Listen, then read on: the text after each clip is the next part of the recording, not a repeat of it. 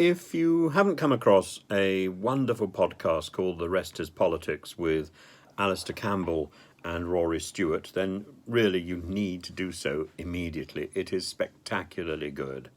And today there was an interview of Rama, the Prime Minister of Albania. I know Albania well. I've been there many times and I have great fondness for the country. And Rama, who used to be, well, he still is really an artist. He spends his time, as he was explaining in this interview, doodling during meetings, and his doodles are of high quality. He was the person who proposed decorations of all the awful-looking communist houses that line the river that flows through Tirana, and it's still quite an impressive sight. So one of the things he said today was that corruption, which of course is rife in the Balkan countries. Corruption is a result of the state failing and not providing. It's an alternative system, and unless the state gets it right, corruption will step in. So if the state is getting things wrong, as indeed we are now in the UK, then we are making way for corruption to take over. He also pointed out that organised crime is transnational. I think he's making a lot of sense.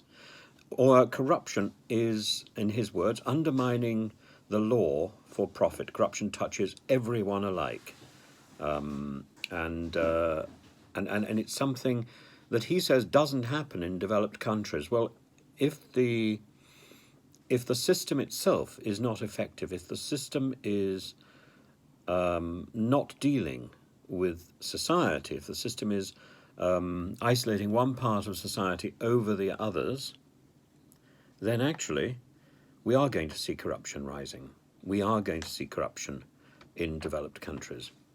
I remember living in Greece. I remember seeing the corruption in Greece. I remember the discussions with people about how much one should be stuffing into a fakilaki, a white envelope, for whatever purpose one was trying to effect. I remember spending 2 weeks trying to get myself registered as a self-employed person, and in the end crying, and having quite an interesting conversation with the police and the representatives who were managing this nonsense. And it was nonsense.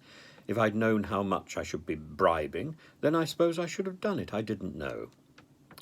I thought, as indeed Britain thought when dealing with a lot of European bureaucracy, that one just does what is on the paper. No, a lot of European bureaucracy assumed the corruption that was inbuilt, particularly into the countries in the south of Europe. Now, many of those have now overcome corruption, and part of the reason they've overcome corruption was something, again, Rama pointed out today, that by going digital, one gets rid of the option for corrupt officials to doctor the paperwork.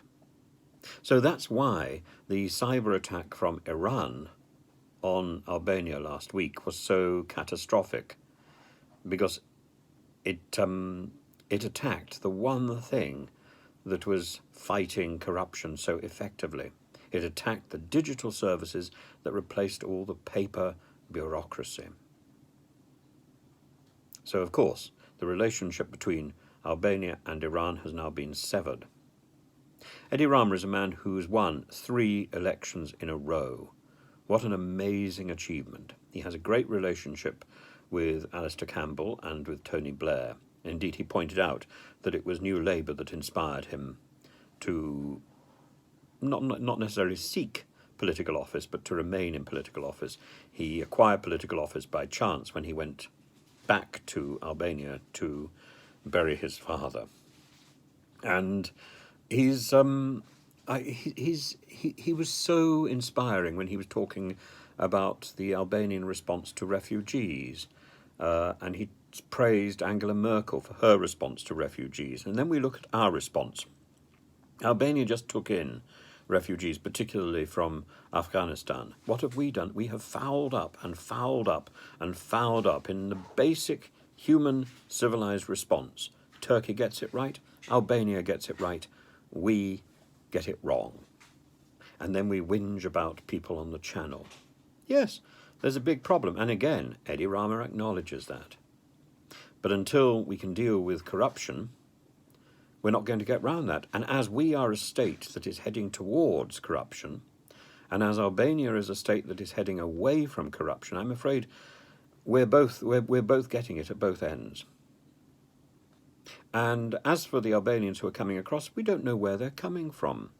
Albanians are all over the place. Many of them are in Kosovo, many of them are already in France and Germany and so on. And corrupt people will be drawn by corruption. We shouldn't be surprised that we are attracting criminals because our state is not providing for the society. And today's budget demonstrates that adroitly.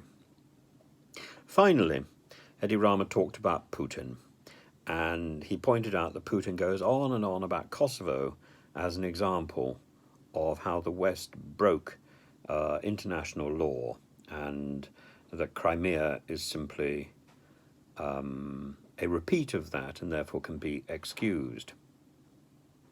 The point is that the West and NATO learns from its mistakes. And so to switch the clock back to the 1990s to justify an act of aggression is not really very sensible. In contrast, Eddie Rama praised Monsieur Macron and said that somehow Macron doesn't come across as he is. He says he is genuinely a sensitive and thoughtful individual. He's not this arrogant fop who strides across the world stage. This is a man who wants to engage with everybody. And that's certainly how I've read him. So I hope Eddie Rama is right. I believe he is. And I was much impressed. And as I say, if you haven't come across The Rest is Politics, do listen to it. It's very good.